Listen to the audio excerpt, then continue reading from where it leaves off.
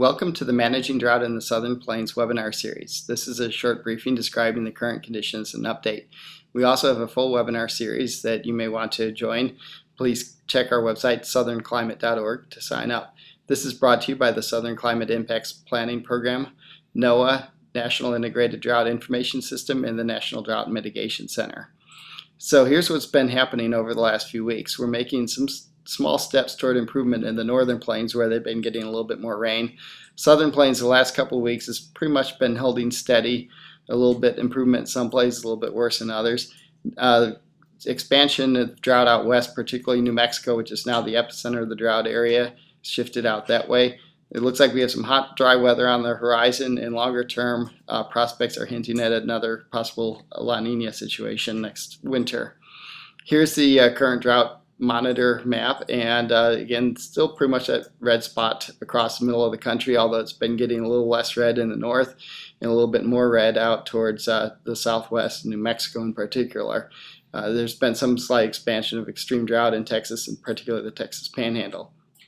Here in this part of the southern plains, we see that it's gotten a lot better in eastern Oklahoma, and but there's still from West Texas, Midland on up into the Oklahoma Panhandle and further north and into Kansas and Nebraska, still have a lot of extreme drought.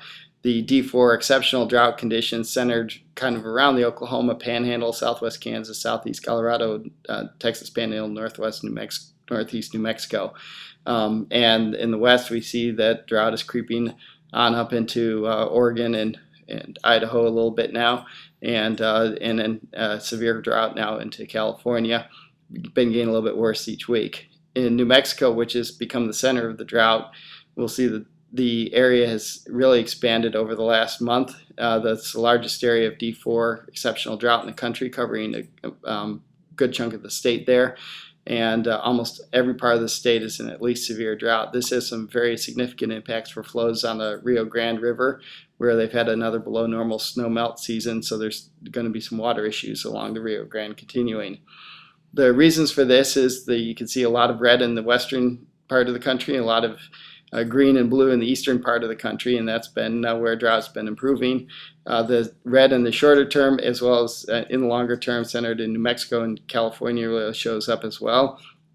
And we've also seen some dryness in Arkansas and northern Louisiana that we're keeping an eye on, see if they can get a little bit of rain and avoid going back into drought there. In the next few days, most of the rain looks like it's going to be in the northern plains. A good chance of some precipitation in the northern part of the drought area, as well as the areas that have been getting a lot of rain and maybe don't want it anymore right now.